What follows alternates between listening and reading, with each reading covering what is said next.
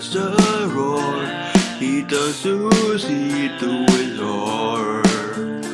Here comes the avalanche. Here the avalanche again, my friend. Welcome to Revolutionary Thinking with me, your host, Ariel the Avalanche.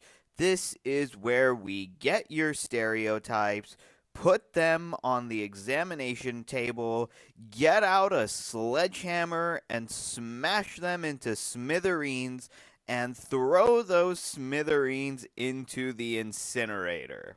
Last time we came down on Asian hate, racism, and anti Semitism, and this time we are coming down on children as property. This is going to be a bit of a tough nut to crack because this is an extremely touchy subject. Anything that has to do with children is a touchy subject, yet I just want to remind everyone that being born is the ultimate act of not consenting to anything. You never consented to who your parents were going to be. You never consented to what time period you were going to be born in. And you never consented to the socio-economic status you were born in. And you never consented to the region of the world that you were born in. So, birth for the person being born is the ultimate act of non consent. Now, for the parents, unless in cases of rape, it could have been consent or non consent. But there's more there than an act of consent and non consent. Did these parents have this child consciously, or did these parents decide to have this child unconsciously? So, a conscious way of having a child is making some kind of plan for that child of what are you going to do to help them while they're growing up. Having a child unconsciously is just having the child and that child growing up, and you have zero plan for it, and you just fly by the seat of your pants. There's also a way of having a child selfishly, and there's a way of having a child selflessly. And that's different from consciously or unconsciously. The selfish way of having a child is that you want that child to be something because it pleases you and it pleases your ego. You just having children is for the sole purpose. It's either an extension of your ego, using that child as a tool, and in the worst case scenario, using that child as a weapon, which is just plain downright evil as fuck. Let me give you an example. Long time ago with these farming communities, the only reason to have children was so those children could tend to the farms. And in my book, I'm going to call that selfish. You bring another life into this planet without their consent just so that you can use them as a tool. That's disgusting. Using a child in an evil way is because you're just having a child because, I don't know, you just want them to go into the military to fight some war, although that really doesn't happen. Or you just have a child so you can get back at an ex, because then the ex is going to owe something to you because that child was being given birth to, or you just have more in terms of perks from either your ex-husband or welfare or whatever. That's using it as a prop to get something for yourself. And that disgusts me. The best way, I think, of having a child is to have that child selflessly. You have that child or those children and you care about their happiness. You care about what they want. You care about their inner feelings and how you can help them achieve their own goals that not the goals that you decided for them, but the goals that they decided for themselves.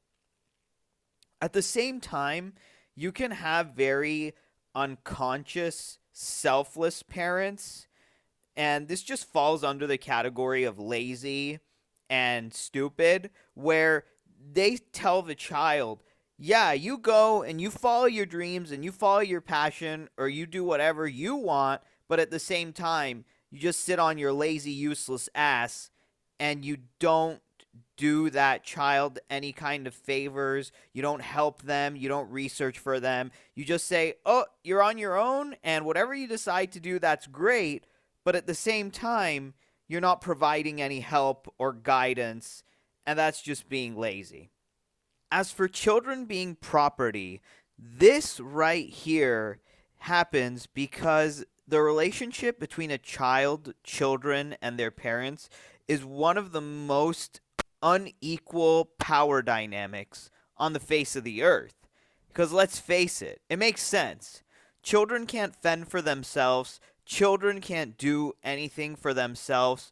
Once a person is born, it is completely dependent and powerless. We are born into a state of dependence and powerlessness. When that starts changing, I think, is on and around maybe the age of 12 when kids are going into their teens. They develop a personality for their own. Even though this personality is developing, being under 18, you are most definitely property. Depending on your geography, culture, and parents, there are extreme limits on your freedom. Every human society, no matter how free they want to call themselves, every person has a mixture of rights, privileges, and responsibilities. So, right is your right to something like free speech. Now, privileges is something like driving a car. Not everyone is privileged enough to drive a car because they have to have a driver's license first to get that privilege. And responsibilities. If that person decides to get drunk and get behind the wheel and hit someone, that privilege of driving a car is revoked because they don't deserve that privilege anymore. So there's no such thing as 100% true freedom. You find that in the jungle. As the old saying goes, your freedom to wave your fists ends at where my nose begins. What I find extremely disingenuous, though, is I think really that from the ages of 13 to 18, that's when a child is developing into an adult. But yet, a lot of things are not conducive to this transition period.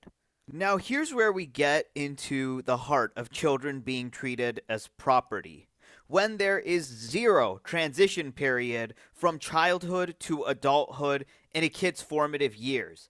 And this double whammy in this problem is created by a close family system that's extremely controlling, combined with a school that is run with a fascistic hierarchy. In a closed family system that's controlling, genuine feelings that go against that system are often pushed under the rug and punished. So freedom is extremely limited, or in some edge cases, non existent. And news about the family is not allowed to leave that family. Some of these families are like mini North Koreas. It's especially bad in divorced families because you are triangulated into being used as a weapon for both families. On the flip side of that coin, it's a fascistic school system where you are learning nothing about social and emotional learning. Everything is about memorization and regurgitation. And you are not allowed to talk about your feelings because that's not considered academic rigor. It's a big ruse when these countries say that they respect freedom and liberty and all this other crap, when in reality, you're prepared to live in a dictatorship. Compare this to a bird that is naturally attuned with the ability to fly. People get that bird and they put it in a cage, then they clip its wings, and the bird's environment is only that cage. All of a sudden, after a couple of years, you open that cage and you let the bird out into the Amazon rainforest. A bird with clipped wings that can't fly. This is the situation of many kids who weren't given any respect and their emotions weren't given a shit about. And yet, we have the audacity to fucking say people have freedom. When you get a bird, you lock it in a cage and you regiment when it can eat, when it can go outside, when it has any freedom at all, in addition to having its wings clipped and it's eventually set out into the wild. You did that bird a disservice, and fuck you. This is the predicament of a lot of youth who aren't given a transition and are expected to understand what freedom is. So don't be an imbecile saying everybody has equal opportunity and everybody has freedom when you know you're being completely full of shit. Don't let that crap come out of your mouth when you don't think about any of these things in a critical and intelligent manner. More ways that young people are treated as property is that they don't have a voice at all in the legal system. They're also told that they should just be thankful when the same exact people that are telling them that are either too lazy or too dumb to actually make a better environment that they can actually enjoy. Not to mention, one of the dumbest ideas on the face of the earth that the dumbest bastard probably came up with, that's high stakes testing. And I'm going to have a whole nother episode on that, on how embarrassingly stupid that is. It's that in life, you learn from your mistakes. You learn about what you do wrong and how to fix them for the next time around. But when you have these stupid, idiotic, unhelpful, high-stakes tests that lead to things such as teen suicide, no one in my adult life asked me for a test score on one of these stupid, idiotic, and imbecilic, if that's even a word, high-stakes tests that they make you take. They want to know how good you are at creative problem solving, and high stakes tests leave no room for any kind of creativity or any room for any kind of failure, so they are just a stupid idea. Look, if you want something to treat as property and you don't want to give it any respect or any say in how its life will go and how its life is going, get a chihuahua.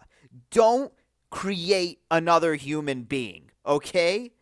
When it comes to raising a child, different countries have different approaches. And I think the Scandinavian approach is way better than the stupid US approach. The US treats young people to evolve them into human capital stock. They're just cogs in a machine, and the entire country is treated like some stupid professional sports teams that treat other countries like other professional sports teams, as opposed to some countries not caring about this stupid professional sports team mentality and actually caring about conscious human evolution and advancement. So in conclusion, for the most part, unfortunately, children are treated as property. And when we talk about freedom, we have to understand freedom means nothing without a foundation. Let me put you alone in a dangerous, desolate area, such as the Amazon rainforest, the middle of the Sahara, or in the middle of Antarctica, and give you as much freedom as you want. You can say whatever the hell you want and you can do whatever the hell you want. But when you don't have any resources and any relationships in those dangerous, desolate areas, freedom don't mean crap if you're about to die of starvation or go insane because of loneliness.